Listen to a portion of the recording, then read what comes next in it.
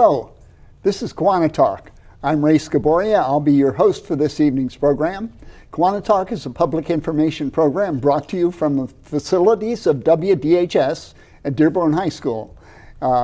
We've been here for years now, and it's a great place to do our shows. And the students often help us. We have one of the students helping us today.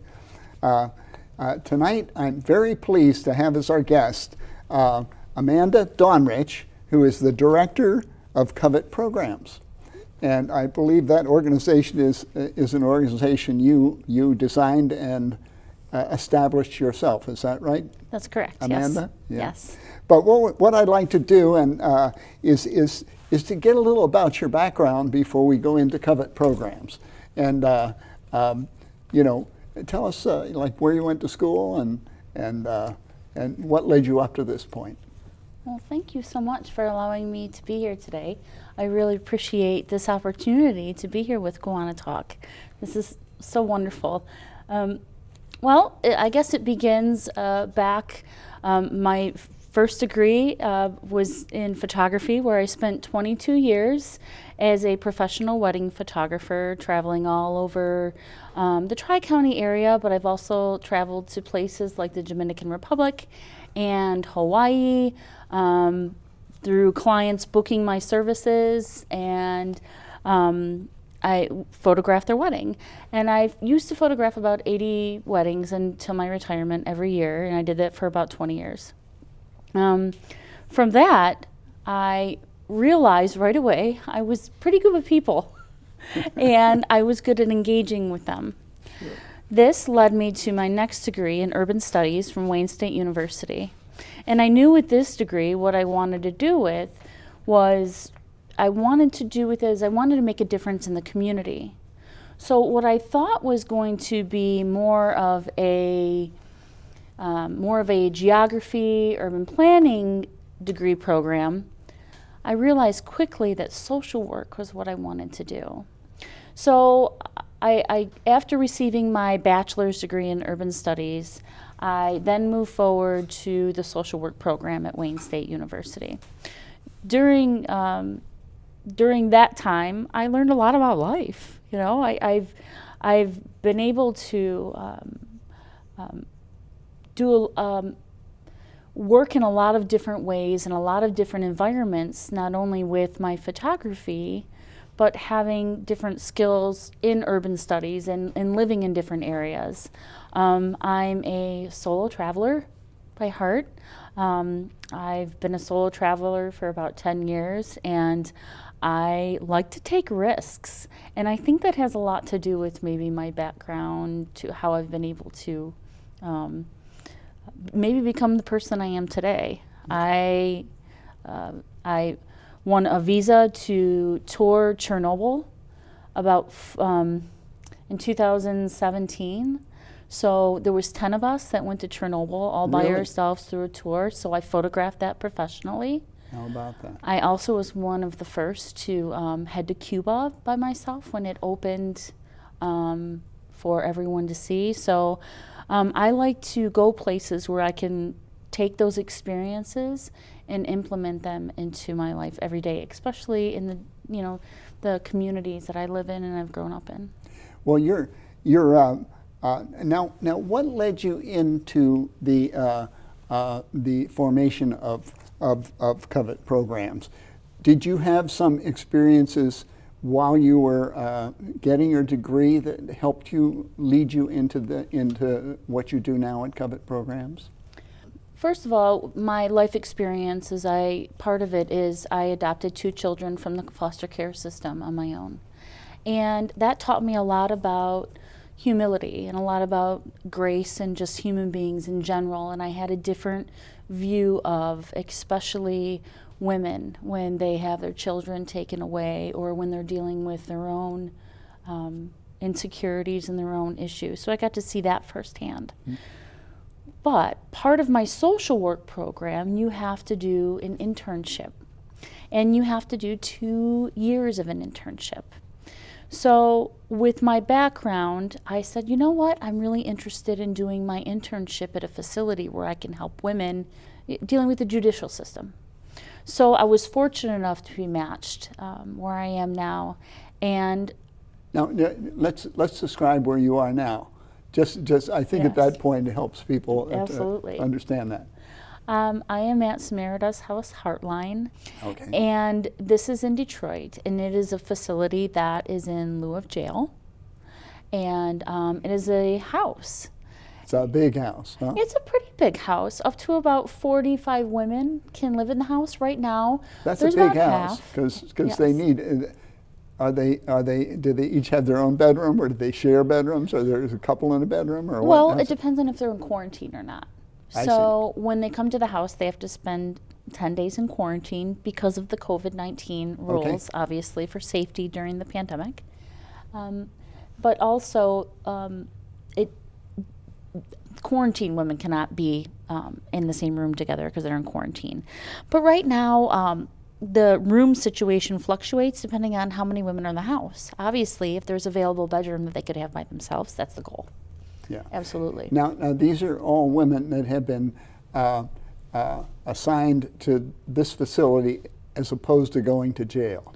Yes, Is that this correct? is in lieu. And so the rule is they can't go anywhere. This is their place. Okay? Right. They have to Yes. stay there. Absolutely. They don't get any free time to go shop or something like that. Exactly. They Yeah. do not. They do not. Yeah. So now, do the when they're roomed together, do they get along pretty well if they're rooming together? Yes, actually, that's one thing that I've actually been able to see and experience is the different common bonds that bring women together. These are also bonds that can help each other during their trauma. Of course, I think every human being can have a little bit of conflict with one another at one point in time, you know. But overall, that is one thing that has really amazed me so much about being there is the camaraderie, the team building and the teamwork that's there. Now, let's talk just a little bit about the kinds of things they've done to get arrested and sentenced. Just typical. I think we were talking a little bit before the show that often it was related to larceny, for example. Right. Is that pretty typical with these women? Is it pretty much along that line? Well, we have to remember that, you know, men and women crimes are a little bit different. Women have a lot of, like you said, crimes to survive. They're not violent crimes in general that women commit. Like you said, larceny, there can be fraud. Counterfeiting. Yes, absolutely. Things related to just how that they can get up in the morning and figure out how to live that day. Yeah. Absolutely. There's one thing that the women have in common as well is that it may not be that the reason that they're in the facility at this point in time, but at some point in time they do have a background, have had some issues in either substance use, that could be drinking, That's drugs. That's such a big problem, you know, and it's often hidden. The best it can be hidden, that sort of thing. Yes. And of course, it creates a demand for money you don't have usually. Absolutely. So Absolutely. that brings on theft, larceny, and fraud, and all those things. You know? Yes. Yeah. Yes. It's given me a wonderful opportunity, though, the women there, you know, to be able to tie it to my past, to that engagement piece.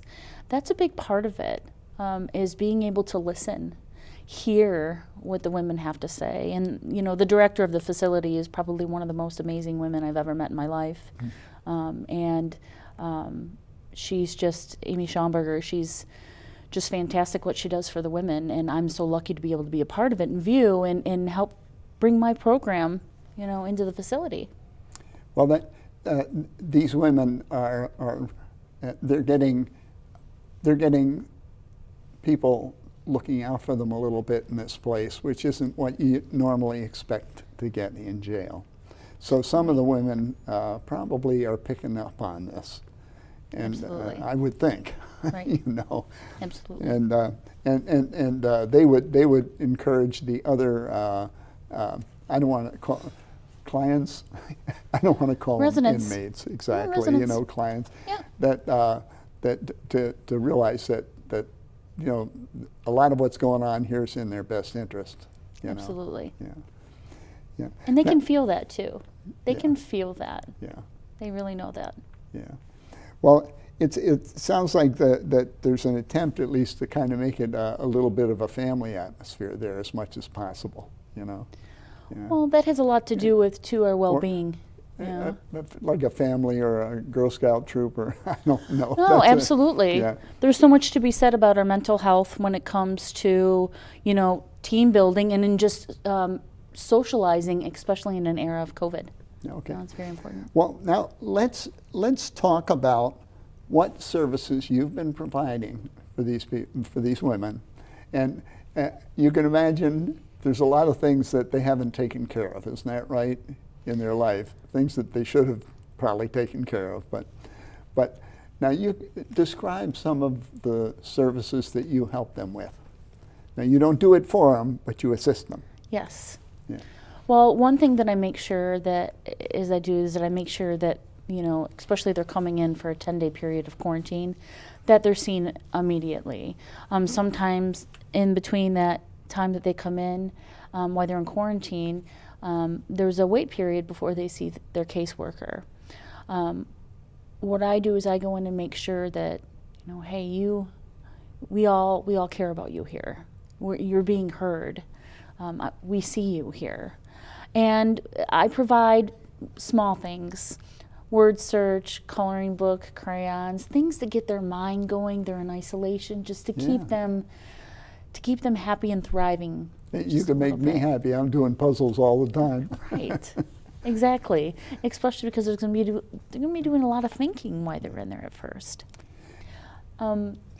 Another thing that I've been able to provide too is I've found that by talking and by all this engagement that I do with the women is that they really have to go through hoops when they leave just to get a job, just to keep their housing or get housing, which is a big problem, just to get the necessities that they need. And many of them come in and they don't have their driver's license. It could have been revoked or taken away, but they don't have a state ID, they don't have a birth certificate, and they don't have a social security card. All vital pieces to really doing anything we need to Yeah, legally that's out in right. the community. Yeah. So one thing that I can do is first we get started with, okay, first thing you have to do is get your birth certificate. I can go online right there while we're having a session while I'm there, and if I can order it online, I go in and I pay for it and we order it, and it arrives in just a few days.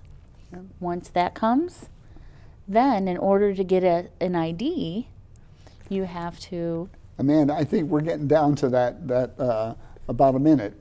Perfect. And so we're here with Amanda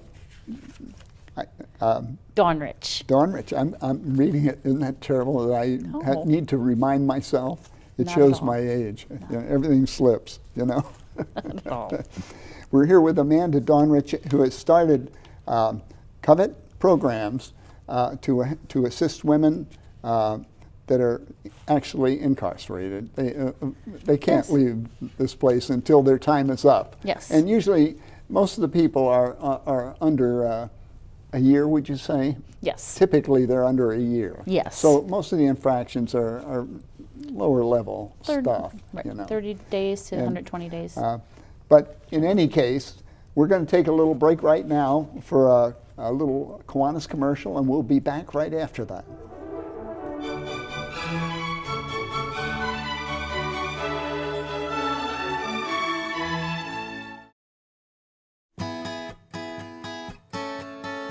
There must be a lot of love out there in the world, at least if you think of all the things people say they love. But it's funny.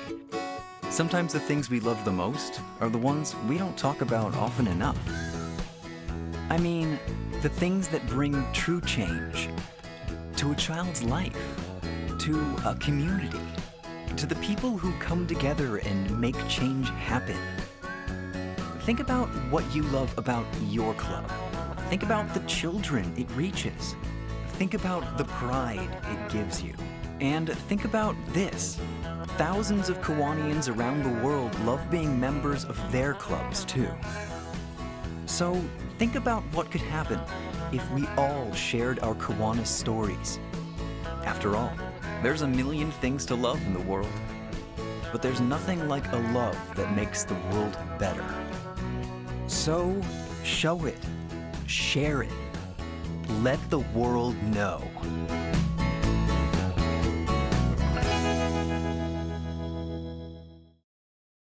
Hello, we're on KiwaniTalk. We're back here with Amanda Dawnrich, and Amanda is the director of COVET Programs, an organization she formed herself, and she's describing to us how it came about, and she'll tell us more in this half about some of the services you've been providing. Yes. So Actually, you can have that if you want. perfect. I'll look and I'll just go down the list. Okay. So one thing I assist the women with is completing the necessary documents. That way we can get their birth certificate purchased if they need it. Birth certificates, we've realized, are a vital piece of anything that we need out in the community. And a lot of times what I found too is a lot of these documents are very difficult to understand and to fill out. Oh, yeah. So it's not necessarily that people, women at this facility don't want to do these things. It has a lot to do with they're just unsure and not confident. So I can assist with that, and I sit down with them and help them. And then if it can be ordered online, we go ahead right there and order it. If not, we fill out the documents and then we get them mailed out with a money order. After that, we work on getting a state ID or the driver's license. A lot of times you can go online and purchase a driving record, and we can see how a woman's driving record looks if her license is revoked, and if she's able to just get a new copy. If not, what we do is we have to get her a state ID. Getting a state ID is trickier than we realize. That's what I had to get to my mother when she moved with me at 93. My wife So and I. you understand. Yeah, I know. I understand that. Yes, you have to go to Secretary of State with a lot of documents, and I actually not only assist with helping them get together these documents, but I drive them to the facility. Okay, and as they licensed can insured. travel with you.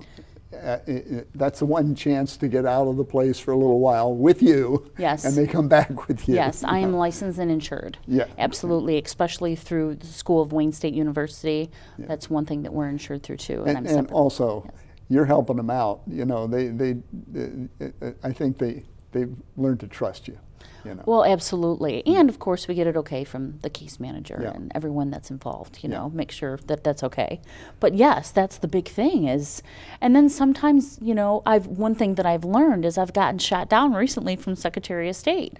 I thought I had all the documents. We thought we had everything. We purchased her birth certificate, and once we went in, her last name was different than on her birth certificate. Well, she was married. So then she didn't have her marriage license. So we had to fill out the marriage license information online and pay for that and send away for that to be sent in. So that was definitely a tricky instance where I learned a lot from it too. Yeah, that was the same with my mother, of course. Yes, exactly. The Social Security card is next, and that can be really, really, really tricky because nowadays, especially during COVID, Social Security offices aren't necessarily open how they were, and then you have to get an appointment, like Secretary of State. But Social Security offices actually have a drop box, mailbox inside. But you have to bring original documents, and that can scare people. So for instance, in order to get your Social Security card, you have to provide the Social Security Administration with a copy of your birth certificate, the raised seal, not a black and white copy or colored like copy machine, but an actual real copy, and your physical ID. You put it in an envelope, you take it to Social Security, and you drop it in the drop box. It's kind of scary. Are you going to It get your is. documents back? But they arrive back. It's like magic within 3 days. Yeah. And after that, a card comes in the mail if everything's verified. And that in itself is very exciting because it builds trust with the women, Yeah. with our, with our governmental systems. I'll bet you, in my imagination, I'll bet you that their confidence goes up a little bit with each card that arrives.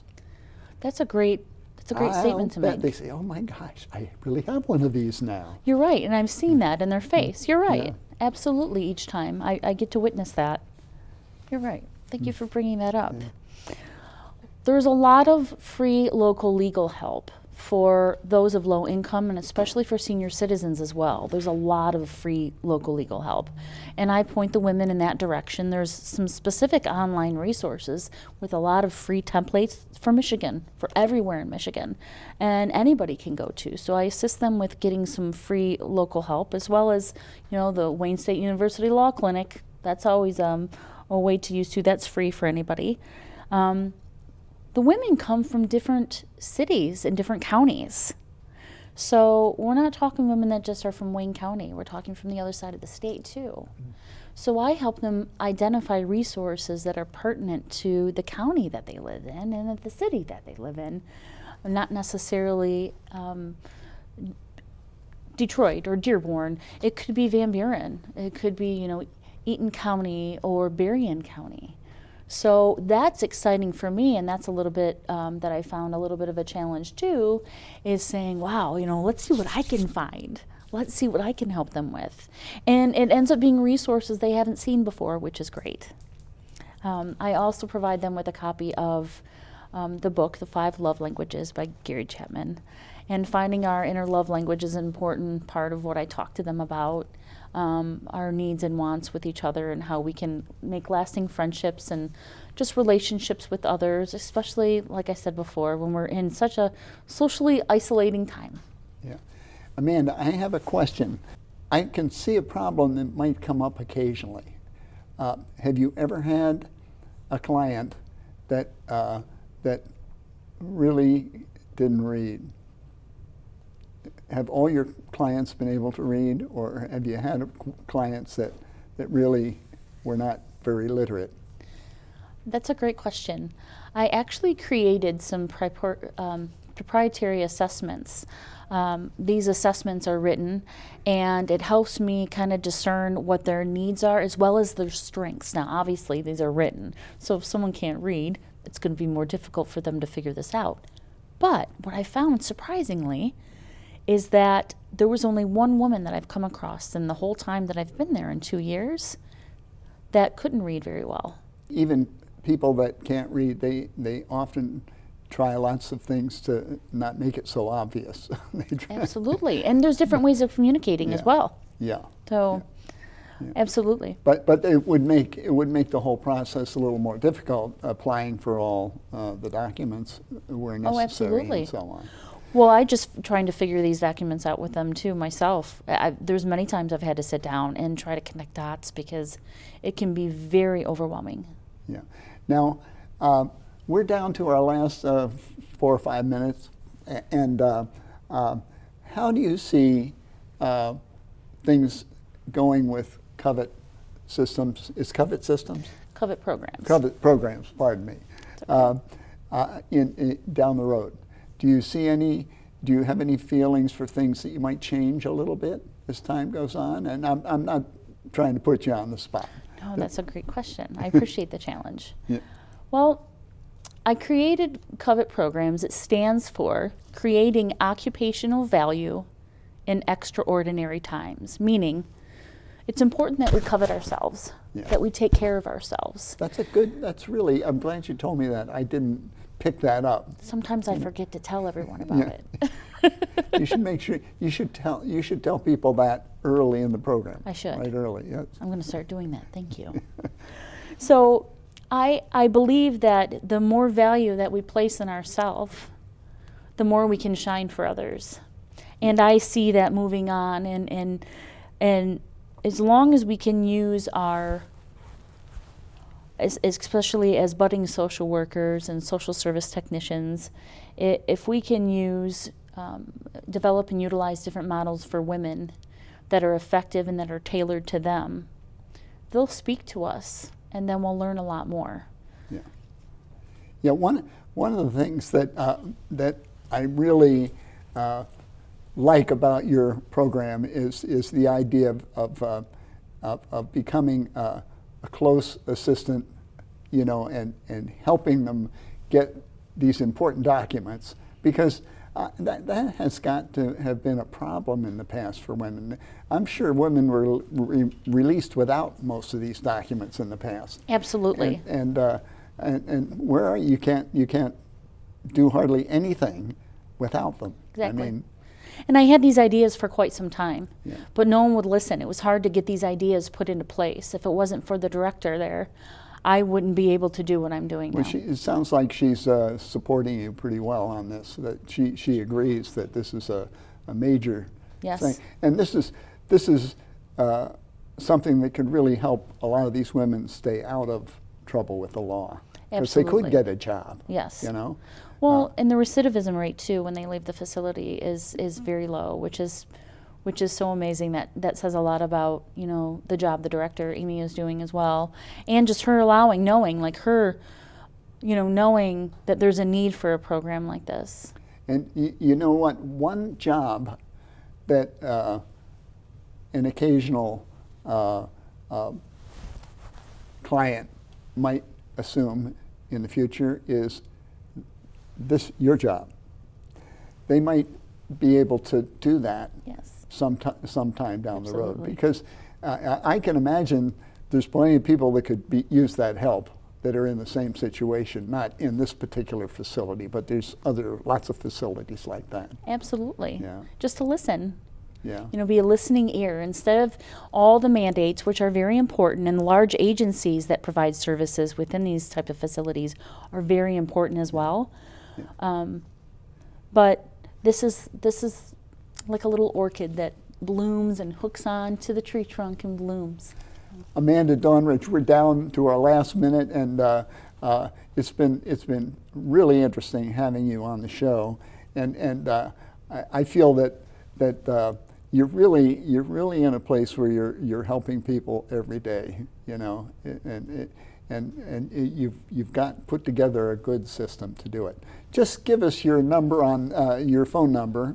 Well, actually, you don't have people call you so much, do you? I don't, but I do have a website and an email address. Put your website up, and it'll be on the screen when you say it. Okay. Perfect. The website is covetprograms.com, COVET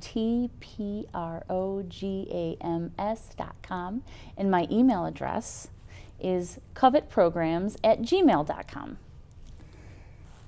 It's been great having you, and we wish you all the best with your programs.